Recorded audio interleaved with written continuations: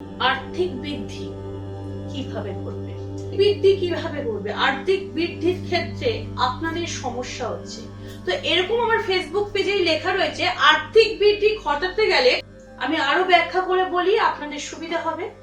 এই টোটকাটা আপনারা যদি অমাবস্যা থেকে শুরু করে থাকেন, বা ব্যবসার ক্ষেত্রে পূর্ণিমা থেকে শুরু করে থাকেন, বা বৃহস্পতিবার থেকে শুরু করে থাকেন,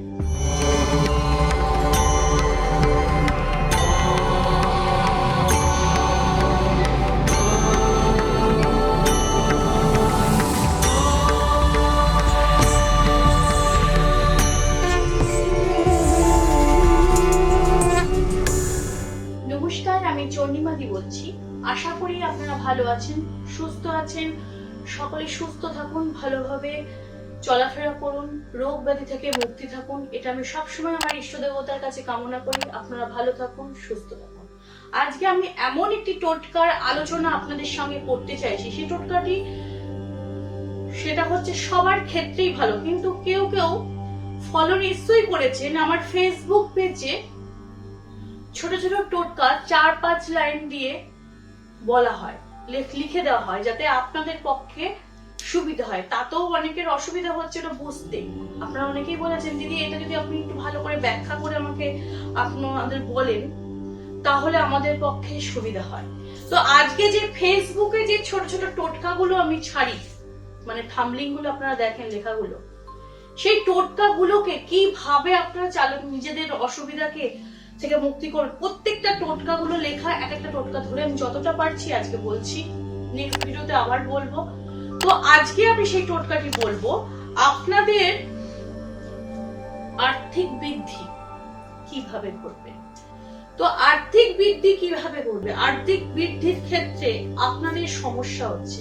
তো এরকম আমার ফেসবুক পেজেই লেখা রয়েছে, আর্থিক বৃদ্ধি ঘটাতে গেলে প্রতি শনিবার কালো কুকুরকে খাবার খাওয়াতে হবে, তারপরে তাকে একটি হলুদ রঙের টিকা পরাতে হবে। এরকম আমার ফেসবুক পেজে আছে। অনেকেই আমাকে এই টোটকাটাকে নিয়েই ফোন করে জিজ্ঞেস করেছে। তো এই টোটকাটা কিভাবে করব আমি আরো ব্যাখ্যা করে বলি, আপনাদের সুবিধা হবে। এই টোটকাটা আপনারা যদি অমাবস্যা থেকে শুরু করে থাকেন, বা ব্যবসার ক্ষেত্রে পূর্ণিমা থেকে শুরু করে থাকেন, বা বৃহস্পতিবার থেকে শুরু করে থাকেন, তাহলে খুব ভালো হয়। বৃহস্পতিবার থেকে হোক, বা আপনার শনিবার হোক, বা মঙ্গলবার হোক, বা পূর্ণিমা অমাবস্যা তিথিতে হোক, যে কোনো দিন করা যাবে, যে কটা বার বলা হলো। এবার প্রথমে কালো কুকুরের প্রশ্ন। রাস্তাঘাটে তো সবসময় কালো কুকুর দেখা যায় না, তো এটা একদম ফলো রাখবেন। শনি এবং মঙ্গলবার, বা অমাবস্যা বা পূর্ণিমা তিথিতে কালো বিড়ালও অনেকের চোখে পড়ে, বা কালো কুকুরও চোখে পড়ে, বা কালো কুকুরও গরুও চোখে পড়ে। তো কালো কুকুরকে কেন কালো গরু বাদ দিয়ে কালো কুকুরই ধরা হলো? আমাদের যদি কুকুর, বা অনেকেই দেখবে গৃহস্থের বাড়িতে মা ঠাকুমারা সবাই বলে যে কুকুর এটো বাসন টাসন বাইরে রাখলে, কুকুর যদি মুখে দেওয়া হয়, সে বাসনে পুনরায় কেউ খাবারটা খায় না। তার কারণ অনেকের ধারণা যে কুকুরকে খাওয়ালে, কুকুর যে এঁঠো মুখে মুখটা দিয়েছে, ওই খাবার থালায় যদি পুনরায় আমি ধুয়ে এনে ঘরে খাবার খাই, তাহলে শনি গ্রহ আমাদের বা রাহু আমাদের ঘাড়ে চেপে বসবে। তো এইগুলোর ভুল ধারণা থেকে আপনাদের আমি বলছি, কুকুর কখনো মুখে এঁঠো খাবার খেয়ে, বা এঁঠো থালায় বা কোনো খাবার জলে মুখ দিয়ে দিলে, সেই খাবার আপনাদের আমি খেতে বলছি না, কিন্তু সেই পাত্রে খাওয়া যাবে না ধোয়ার পর, এটা ভুল ধারণা।